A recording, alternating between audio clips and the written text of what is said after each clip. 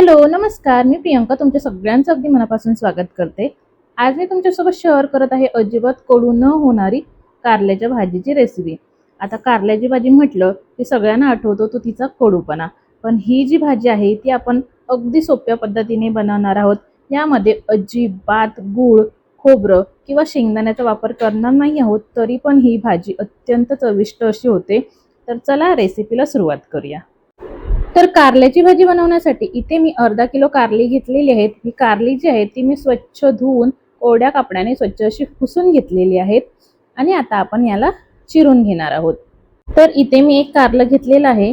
आता ह्याला आपण चिरून घेऊया. तर कारल्याचा जो मागचा पुढचा भाग आहे तो काढून टाकायचा.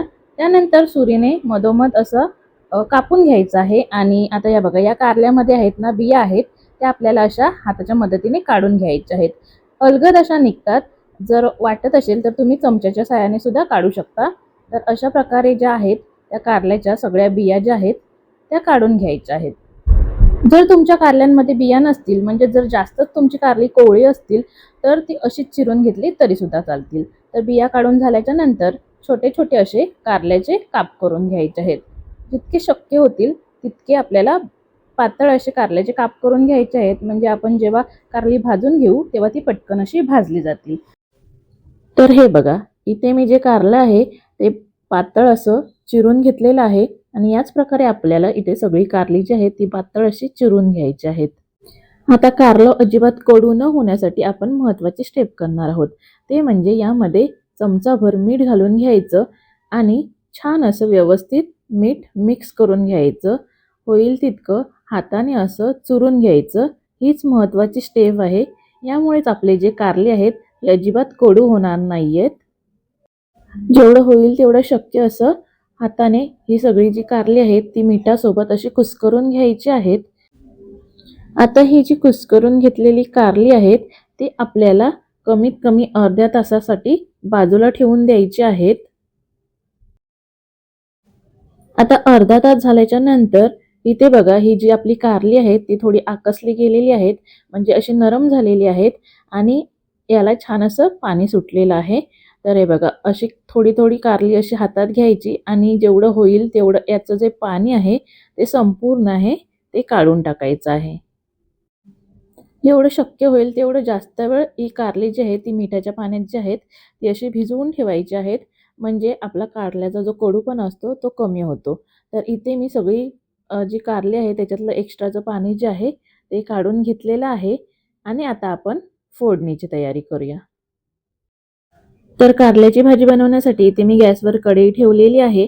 आता कढईमध्ये आपल्याला अर्धा चमचा तेल घालून घ्यायचं आहे आणि तेलावर आपल्याला कारली जी आहेत ती छान अशी भाजून घ्यायची आहेत. तर जे आपण मिठाचं पाणी जे एक्स्ट्राचं काढून टाकलेली कारली होती ती कढईमध्ये घालून घ्यायची आहेत आणि गॅसची फ्लेम हाय ठेवायची. म्हणजे मोठ्या फ्लेमवर आपल्याला 4-5 मिनटं ही कारली जी आहेत ती छान अशी भाजून घ्यायची आहेत. कंटिन्युअसली असं हलवत राहायचं आणि 4-5 मिनिटानंतर तुम्ही बघू शकता इथे कारल्याचा जो कलर आहे तो चेंज झालेला आहे. त्याला थोडे थोडे काळे असे डाग पण आलेले आहेत आणि आपली कारली जी आहे ती इथे आपली व्यवस्थित भाजली गेलेली आहेत. आता हे कारली जी आहेत ते आपण एका प्लेटमध्ये काढून घेऊया. जेवढी आपल्याला भाजता येतील तेवढी चांगली अशी मोठ्या फ्लेमवरच ही कारली जी आहे ती आपल्याला भाजून घ्यायची आहेत. त्यामुळे त्याचा कडूपणा सुद्धा कमी होतो. त्यानंतर सगळी कारली एका प्लेटमध्ये काढून घेतल्याच्या नंतर पुन्हा त्याच कढईमध्ये अर्धा चमचा तेल घालायचं आहे. त्यानंतर अर्धा चमचा जिरं घालायचं आहे. जिरं तडतडलं की इथे मी 2 मीडियम आकाराचे कांदे होते ते उभे असे चिरून घेतलेले आहेत ते घालून घ्यायचे आहेत.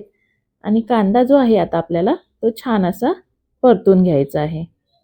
इथे कांदा छान असा हलका गुलाबी रंगावर परतून झालेला आहे. आता यामध्ये टोमॅटो घालायचा आणि टोमॅटो घातल्याच्या नंतर इथे मी चवीपुरता मीठ घालत आहे. आपण कारल्यामध्ये आधी सुद्धा मीठ घातलेलं होतं म्हणून मीठ व्यवस्थित घालायचं. आणि टोमॅटो आता मऊ होईपर्यंत शिजला की यामध्ये आपण सुके मसाले घालूया. तर इथे मी पाव चमचा हळद घातलेली आहे, 1 चमचा लाल तिखट घातलेला आहे, 1 चमचा धना पावडर घातलेली आहे.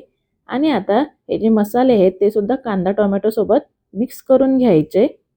मसाले जे आहेत ते कांदा टोमॅटो सोबत परतून झाल्याच्या नंतर यामध्ये आपण फ्राय करून घेतलेली कारली आहेत ती घालून घ्यायची. आणि ही कारली आहे ती सुद्धा अर्धा 1 मिनिटभर छान असं कांदा टोमॅटो आणि मसाल्यांसोबत परतून घ्यायचे आहेत.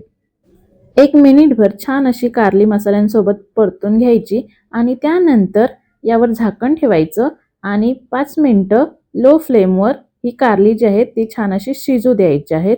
तर 5 मिनिटानंतर इथे बघू शकता छान अशी जी आपली कारल्याची भाजी आहे ती तयार झालेली आहे. एकदम सोप्या पद्धतीने ही भाजी आपण बनवलेली आहे आणि अजिबात यामध्ये गूळ वगैरे काहीच वापरलेलं नाहीये. तरी सुद्धा ही भाजी जी आहे ती एकदम छान आणि चविष्ट अशी होते, अजिबात कडू होत नाही. तुम्ही ही रेसिपी एकदा नक्की ट्राय करा. जर तुम्हाला ही रेसिपी आवडली असेल तर व्हिडिओला एक लाईक नक्की करा. चॅनलवर नवीन असाल तर चॅनलला सबस्क्राईब नक्की करा आणि तुमच्या फ्रेंड्स आणि फॅमिलीसोबत सुद्धा ही रेसिपी शेअर करा. पुन्हा भेटूया अशाच एका नवीन रेसिपीसोबत. तोपर्यंत बाय बाय.